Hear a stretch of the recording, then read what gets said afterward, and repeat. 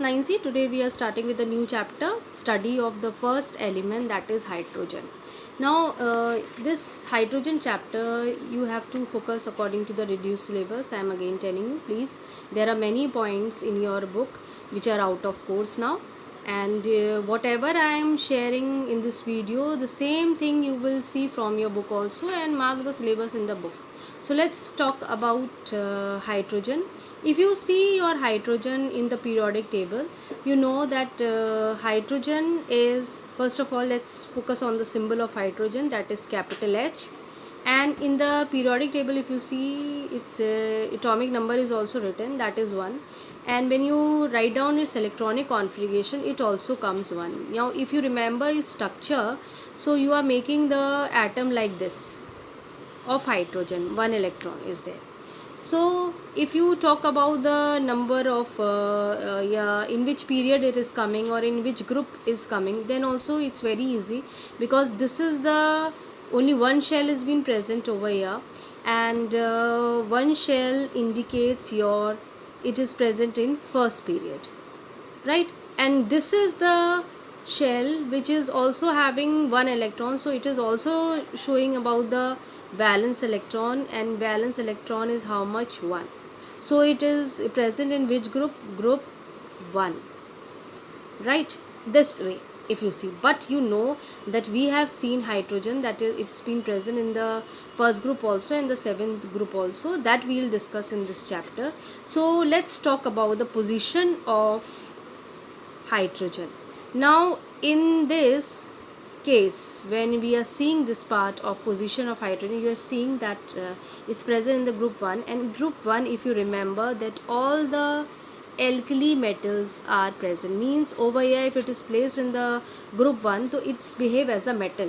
So we have to focus on it, that why it is behaving as a metal and why it is behaving as a non-metal, because you should understand hydrogen has a dual nature. Dual का मतलब समझते हैं two nature, two nature, double nature. So dual nature. So dual nature indicates that simply is that कि if you see hydrogen, it lose one electrons, and it when it lose electron acquire a positive charge. तो एक electron lose करेगा, positive charge आ जाएगा, ठीक है?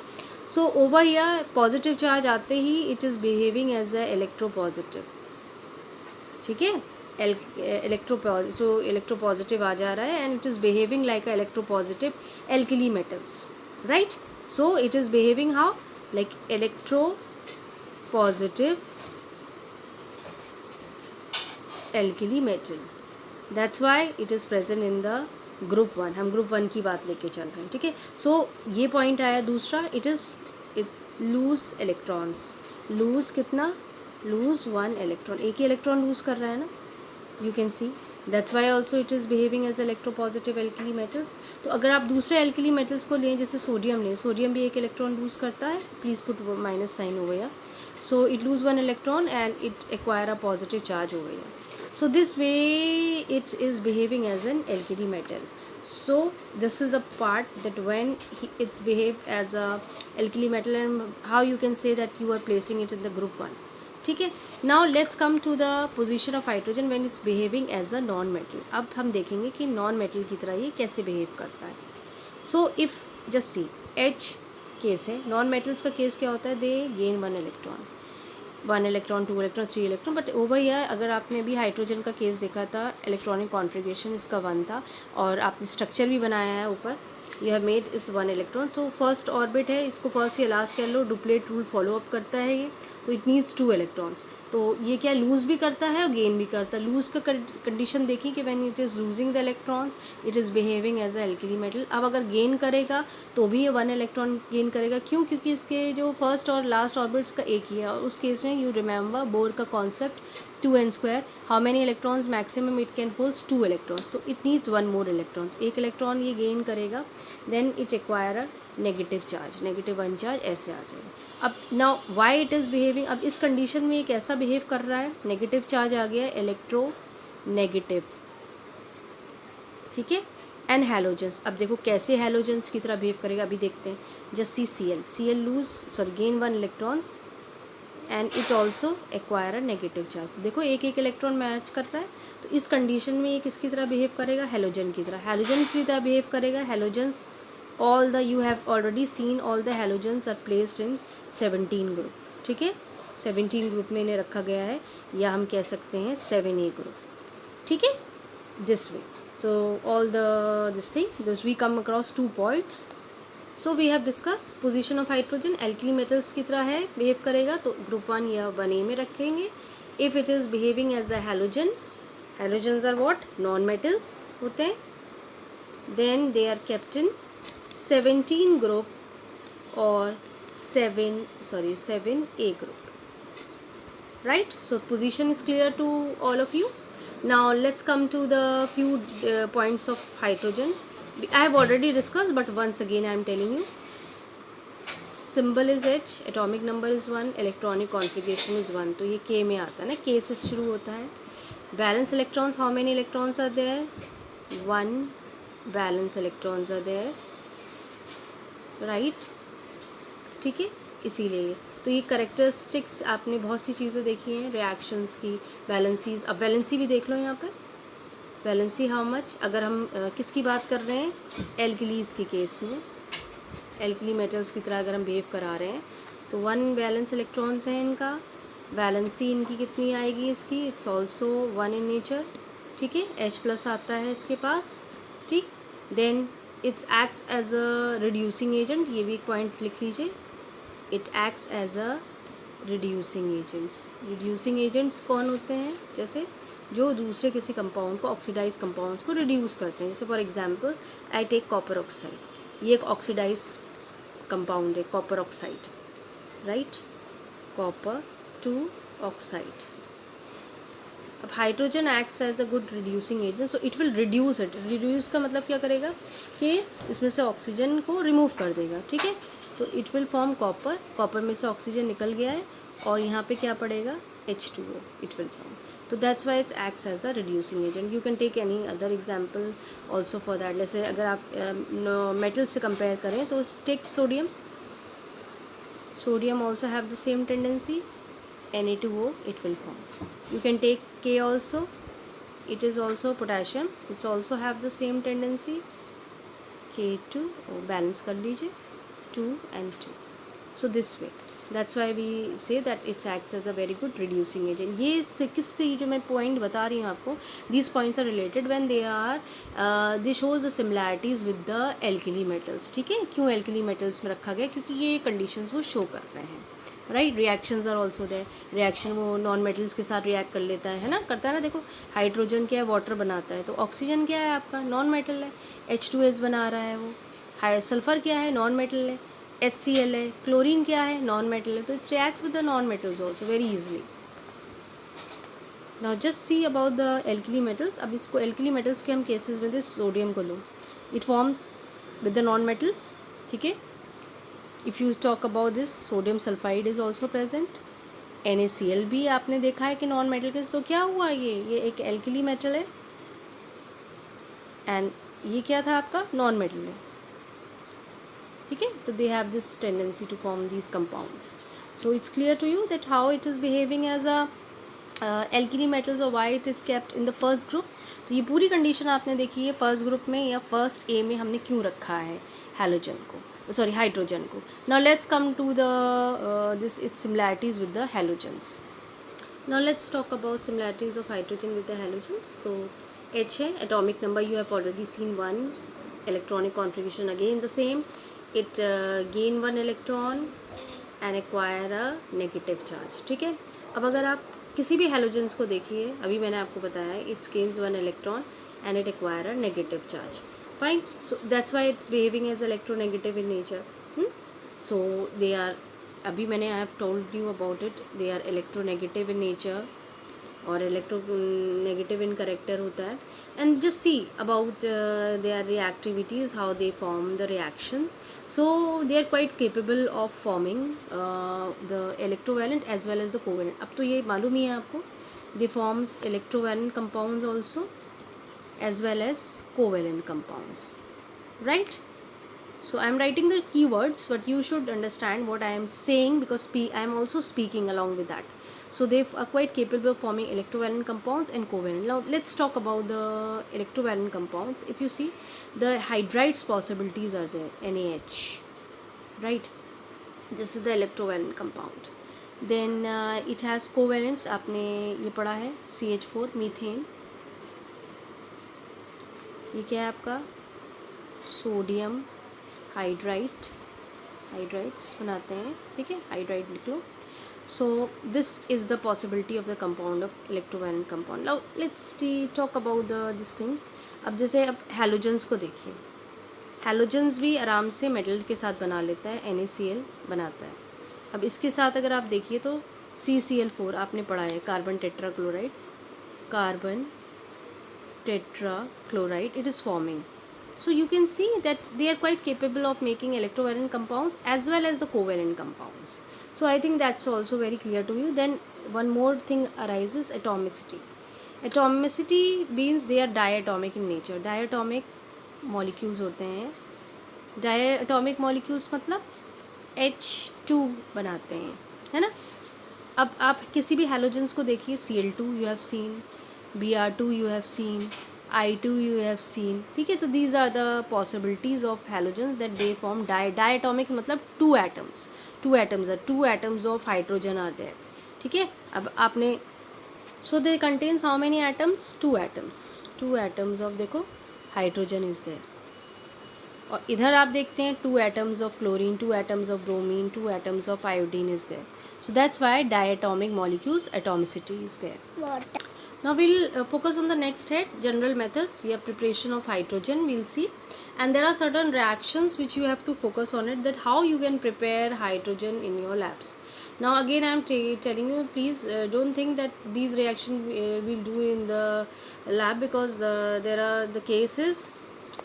Now we were seeing it, so let's focus on it. So please, I was telling you these reactions were also there, that we do it in the lab, but don't ask that we will do it in the labs, because hydrogen is highly inflammable and it catches fire. So please, it burns, it's burned in presence of air, and the reactions are quite violent and exothermic over here. So that's why we avoid to do all these reactions. Let's focus on the paths. Now first of all, there are certain rules which you have to remember, because there are certain rules which are not there in the book, but still, like, if you see the reaction part, what all things you can use to form hydrogen. So metal reacts with cold water, so it give you a metallic hydroxide and hydrogen gas, right?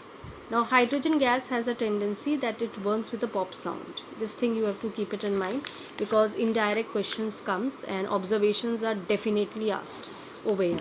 So you have to be very much particular about the things. Now let's talk about the metals. Like for example, the first metal we take, potassium. Potassium is highly reactive metal, and potassium, sodiums have the same tendency, that they are highly reactive, and you have to keep them in kerosene oil, because they reacts with the oxygen very fast. So you cannot keep it like that, like other metals you are keeping it, but these things have to be dipped. Like potassium के लिए अलग container लो, उसे kerosene में डाल के रखते हैं, और सोडियम को भी अलग कंटेनर में केरोसिन में डाल के रखते हैं, क्योंकि केरोसिन का टेंडेंसी होती है वो वाटर ऑक्सीजन को आने नहीं देती है ना, ठीक है, और वाटर से भी रिएक्शन नहीं करती है, तो इसीलिए आप उसमें डालते हैं. Like we are taking a metal like potassium. So let's focus balancing later on, but हम डायरेक्ट इसको लिखते हैं पोटेशियम्स का. Now let's talk about this thing I was telling you. Like let's write down here, like potassium हम ले रहे हैं, and we are taking cold water. So बहुत easily cold water से react कर जाती है. देखो हर metals की अपनी tendency होती है, कुछ cold water, कुछ hot water, कोई steam से react करता है. So they reacts over here, potassium reacts with this thing water, cold water condition आप लोगे, और ये मेटालिक हाइड्रोक्साइड रहता है. अब मेटालिक हाइड्रो इतना तो है कि भाई you have studied language of chemistry, now it's high time that you should know how to make the reactions. So KOH plus H2, right? Now balancing part you have to focus, like 2 is there, इधर 3 there, या 1 oxygen there, make it 2 over here, क्योंकि ये एक odd even का case है, तो 2 you put it over here, 2 you put it over here, it will also become 2. यहाँ 2 लिख दीजिए तो ऑक्सीजन भी 2 हो जाएगा, हाइड्रोजन 4 हो जाएगा. Now this reaction is again I am telling you very violent and exothermic. Exothermic समझते हैं ना कि heat is being evolved. ठीक है, जब आप जैसी इसको रिएक्शन करेंगे तो आग निकलती है, क्योंकि हाइड्रोजन जो होती है वो it's burns with ignited form और heat is been liberated. When hydrogen is been liberated heat generate होती है, और hydrogen has a tendency to burns with a pop sound. Pop sound से जब पॉपकॉर्न की आवाज़ आती है वैसी आवाज़ से आती है. Now we can take some other reaction also, like sodium आप ले सकते हैं, और सेम कंडीशंस रहेंगी आपकी. ये दोनों एक सेम है, बस आप के की जगह Na लिख दीजिए, और बैलेंसिंग वगैरह सब कुछ सेम रहता है, कोई इश्यूज़ नहीं है ऐसे. ये रिएक्शन ये भी वायलेंट एक्सोथर्मिक होता है, बट पोटेशियम से थोड़ा लेस होता है.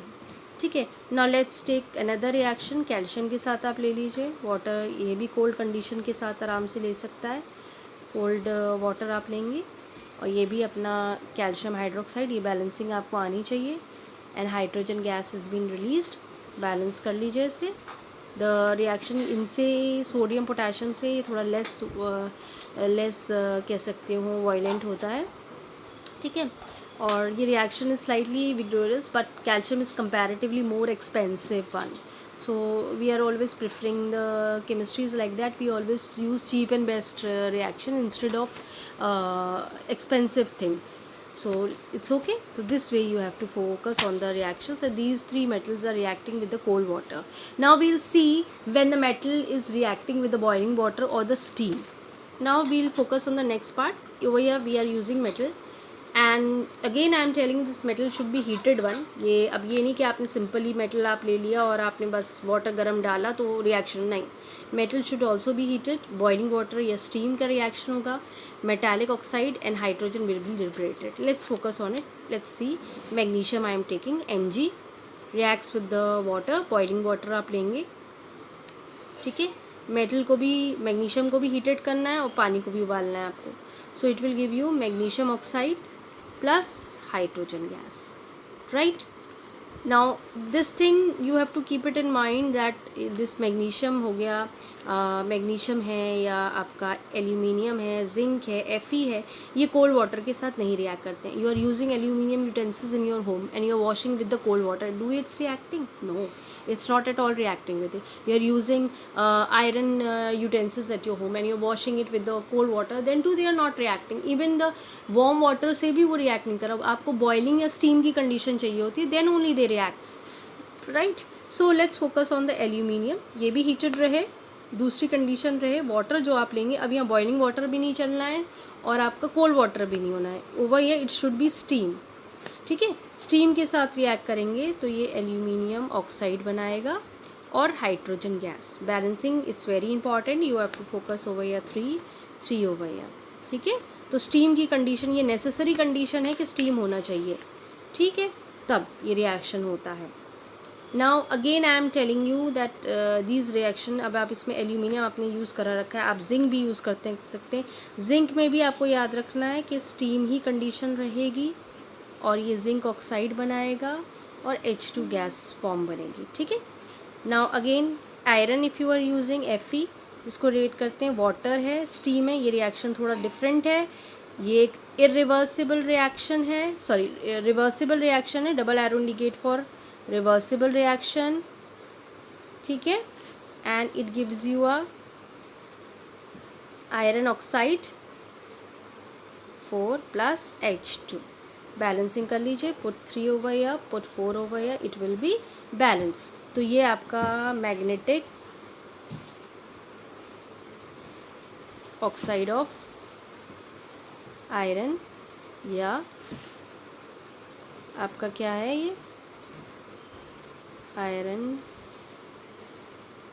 3 ऑक्साइड था. ठीक है. This way you can do your reactions, how you can prepare with the help of a metals with non-metals. Okay. Metals with sort water, how you can form these two reactions. Metals and water reacts to give you hydrogen gas. Now the next head we'll focus on general methods from acids. Now you have a new part when metal reacts with an acid. And acid over here, you remember that acids we are using dilute and concentrated both, but we are focusing on the dilute acid, and when these reacts together they give you salt and hydrogen. Please don't focus on water over here because you are forming hydrogen. I'll show you how this happens. Now focus on the metals. Just now you have seen the active metals also, like sodium, you are using potassium, you have seen. But in this reaction you will see that I am not writing any reaction with sodium or potassium or calcium, because reactions do takes place, but these reactions are very, you can say na, it's very explosive and in nature, and practically they are not feasible. If you think to do these experiment in the labs, then it's practically very difficult, and explosive could takes place. So that's why we are not focusing on these reactions part with these particular metals. So we'll use metals of less which are less reactive. So let's focus on them. So I am focusing on the magnesium part. Magnesium metal have a tendency, it gives a good reactions with acids. I am taking HCl and sulfuric acid, and you see a salt will be formed. जैसे Mg है और Cl है, ठीक है. H2 तो यहाँ बन ही रहा है, hydrogen is been evolved. So salt that is formed, that MgCl, so you can make it, you know, you should know that MgCl2 will be the salt symbol formula for magnesium chloride, and this way I think you can make it. I am telling you, like Mg is over here, Cl is here, its valency is 1, over here it's 2, it's you cross multiply, you get it MgCl2. So this way you can make your own formulas over here. Instead of learning the reactions, you learn this thing main formula, and this way you can make the reaction by your own. So now you can balance it up, put 2 over here, because this is also 2, this is 2, this way you can do it. Even you can take with magnesium with sulfuric acid, MgSO4 plus H2 you will get. So this way also we can have a reaction. So there are plenty of reactions. The same reactions you can go up for aluminium with Fe also you can go, okay. Now let's focus on it, like HCl. So AlCl3 by valency के हिसाब से it will form H2 हो जाएगा. So it's better you make it over here, put it 2, because अगर तुम यहाँ 3 लिखोगे तो hydrogen balance नहीं होगा. So you put 2 over here, so it will become 6 you put it over here. 3 इसे लिखो, 3 2 is 6, and over here it's 2. I am again telling you there are many reactions which is not there in your book, so please make sure it's not out of course, because they have given you a hint that HCl से ही बनाना है, sulfuric acid से ही बनाना है, so you have to make it by own. This reaction is not there in the book, so you should know how to make it. ऐसे you can make it with the sulfuric acid, you can make with this HCl. So both the acids you have to focus, the HCl also and with the sulfuric acid, but the condition is that it should be dilute in nature, ये याद रखिए, ठीक है. तो ऐसे बहुत reaction है, ये आपकी ड्यूटी है कि आप एल्यूमिनियम का सल्फ्यूरिक एसिड के साथ भी बनाएंगे. Please practice by your own. Fe का बना लीजिए HCl के साथ, so it will give you FeCl2 plus H2. So balance करने के लिए पुट टू इट, ये भी डाइल्यूट कंडीशन में. Now you are seeing that I am focusing on 2 acids, that is dilute HCl and dilute H2SO4, but there is one more dilute acid, that is dilute HNO3, but I am not focusing on this thing. Why? I should write down the reaction with dilute HNO3, but I am not writing it. I am only mainly my focus is on dilute HCl and dilute sulfuric acid. So there is certain reason that why I am not using dilute nitric acid, that we have to discuss. So I think you can make the reactions by your own. Magnesiums I have given you small ones, तो थोड़े 2-3 मैंने explain करे हैं, and you can make it. Aluminium के साथ भी बना लेना, ठीक है. सल्फ्यूरिक एसिड से भी, इसको भी सल्फ्यूरिक एसिड. अब हमें ये देखना है कि why we are not focusing on nitric acid. Now please focus on this thing, because these points are not written in the book, it's in the higher grade of class 10, so this is not there in your book. So let's focus on it, why we are not using dilute nitric acid. Now first of all, dilute nitric acid has a tendency of strong, it acts as a strong oxidizing agent or a powerful word भी use कर सकते हैं, powerful oxidizing agent. Why it is acting as a powerful oxidising agent, क्योंकि वो दूसरों को oxidise कर जाता है, that's why it's acting as a oxidising agent. And second thing is that अगर आप रिएक्शन इसका देखते हैं, नाइट्रिक एसिड जब डिकम्पोज होता है, decomposition means when it's break, so it gives you water, NO2 gas is been release and nascent oxygen. Nascent oxygen ये इस चीज़ को कहते हैं, सिंगल एटम ऑफ ऑक्सीजन. तो ये नेसेंट ऑक्सीजन होता है, ये देता है, and this particular nascent oxygen has a tendency to oxidise the other compounds. तो बेसिकली क्या है कि आपको नेसेंट ऑक्सीजन जब मिलेगा तो आपको हाइड्रोजन नहीं मिलेगी वहाँ पे, you will get some different products. So that's why we are not using nitric acid over here. This particular nascent oxygen that is liberated. तो आपको क्या चाहिए, यू नीड हाइड्रोजन, बट ये हाइड्रोजन क्या होगा, इस नेसेंट ऑक्सीजन के साथ कंबाइन करेगा. भाई हाइड्रोजन तो बनेगी क्योंकि एसिड है, it will release you hydrogen, but it has a tendency that it gets decompose. तो जो हाइड्रोजन बनेगा आपका रिएक्शन में, ये ऑक्सीजन के साथ कंबाइन करके वाटर बन जाता है. तो हाइड्रोजन जो गैस है, it get oxidises to water. ठीक है, तो आपको क्या चाहिए प्रोडक्ट में, you need hydrogen gas, but what you are getting water. That's why we are not using dilute nitric acid. You are getting my point. So these things, these reactions we have discuss the general idea, the positions, and the different ways how you can go for the preparation of hydrogen gas. reactions आपने देखी with different metals, with different acids, right? So you have to focus on it कि, and ये एक important question है, reasoning में बहुत आता है, इसको प्लीज़ फोकस करना इस पर. Now class, one more question is been asked, like lead, you are seeing that I am using so many metals. We have took the active metals like sodium, potassium, calcium हमने लिया, उधर हमने magnesium लिया, then we took iron, we use aluminium, but you are seeing that I am not using lead in any of the reactions when I am going for this thing, for this acid part. So why I am not using the lead? There is certain problems in the lead also. You have to see that. जैसे ये lead है, ठीक है, अगर आप Pb लेते हैं और आप HCl के साथ रिएक्ट कराते हैं तो definitely it will give you a salt PbCl2 and hydrogen gas, right? Again, if you are using your acid, sulfuric acid, then too it gives you PbSO4 plus H2. अब the point is that the salts which are form, ठीक है, these are insoluble salts, ये coating बना लेते हैं और further reaction stop. अब क्या होगा, जैसे लेड ने HCl के साथ रिएक्ट करा तो इसने लेड क्लोराइड बनाया और ये लेडी के चारों तरफ अटैच्ड हो जाता है, यानी जो ऊपर एक कोटिंग बन जाती है ऑफ लेड क्लोराइड, ठीक है, और ये रिएक्शन वहीं फीज्ड हो जाता है, स्टॉप हो जाता है, आगे नहीं. और अंदर का जो लेड है समझो वो वेस्ट हो गया.